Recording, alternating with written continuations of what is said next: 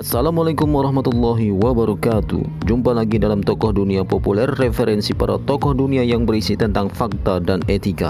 Jamendo.com.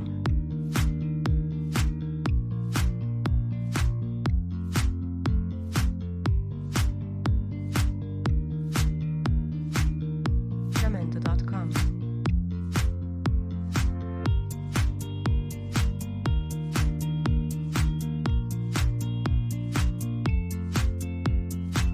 Jamendo.com. Prof.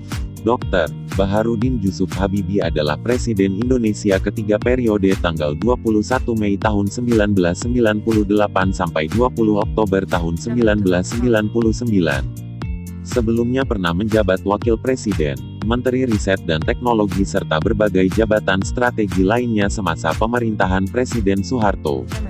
Namun, yang paling fenomenal adalah kejeniusannya dalam bidang teknologi penerbangan sehingga ia memperoleh gelar doktor di Jerman.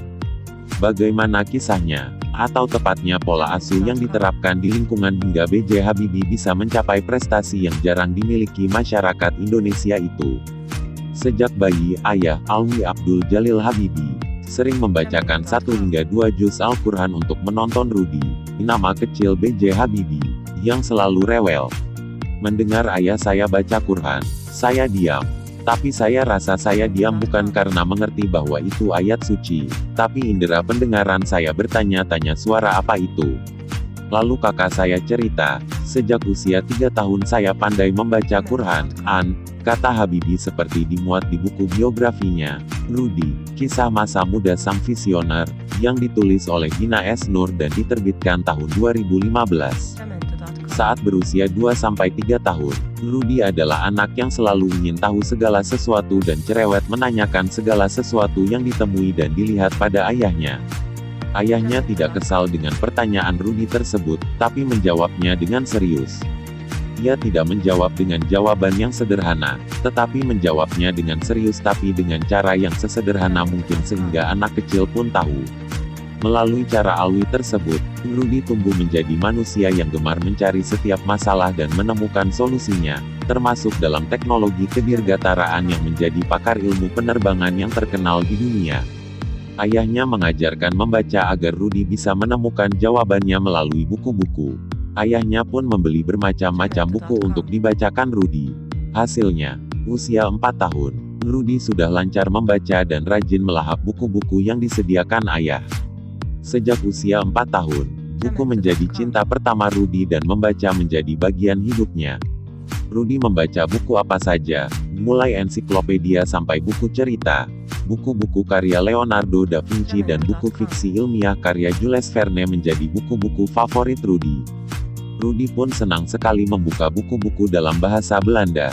Setiap menemukan kata-kata yang sulit dan tak dapat dijangkau, Rudy tak segan bertanya pada orang tuanya sehingga akhirnya orang tuanya membelikan kamus Indonesia Belanda sehingga bisa belajar sendiri. Kegemarannya membaca ini membuat Rudy jadi terus mengurung diri di kamar dan harus dipaksa untuk keluar. Rudy juga menjadi anak yang gagap karena tidak terbiasa berbicara dengan orang di luar rumah.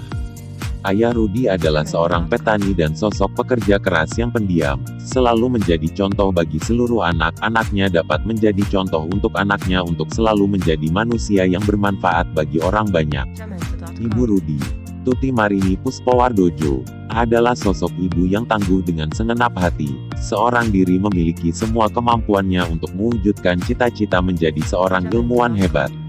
Didorong rasa percaya yang tinggi dari seorang ibu kepada anaknya membuat ibunda B.J. Habibie menjual seluruh hartanya untuk pindah ke Bandung. Hal ini semata-mata dilakukan untuk membiayai pendidikan Habibie dan seluruh saudaranya. B.J. Habibie mengakui saat kecil tak kepikiran sama sekali bakal jadi menteri bahkan presiden. Orang tua saya pun dulu tak ada kepikiran saya akan menjadi saya yang sekarang. Saya hanya belajar yang benar dan baik. Dulu waktu saya usia 6 tahun saya hanya membuat pesawat dari kertas, kata B.J. Habibie. Menurut Habibie, semua ilmu yang diambil dari Sang Pencipta, itu semua kuasa Allah. B.J. Habibie dan istrinya, Hasri Ainun, meminta anak-anak untuk diketahui berani bertanya tentang hal yang tidaknya. Ainun akan memberikan jawaban jika ia mampu atau ia akan meminta Habibie jika tidak mampu. Ainun sadar kalau anak-anak sejak kecil harus dibangun keingintahuan dan kreativitasnya. B.J. Habibie dan istrinya, Hasri Ainun, juga membiasakan anaknya hidup sederhana. Uang jajan diberikan pas untuk 1 minggu. Dengan demikian si anak memiliki kebebasan untuk memilih jajanan yang mereka sukai, dan mengelola uang mereka sendiri. Hasilnya, Ilham dan Tarek tumbuh sebagai anak yang menghargai kesederhanaan. Pernah mereka harus bolak-balik dari satu toko ke toko lain untuk mendapatkan harga yang pas sebelum membeli suatu barang. B.J. Habibie dan istrinya, Hasri Ainun, membiasakan mereka mengemukakan pendapat dengan mengajak mereka berkreasi di rumah. Menurut Ainun, jika anak-anak berani mengeluarkan pendapat artinya mereka sedang belajar dalam hidupnya. Jamendo.com.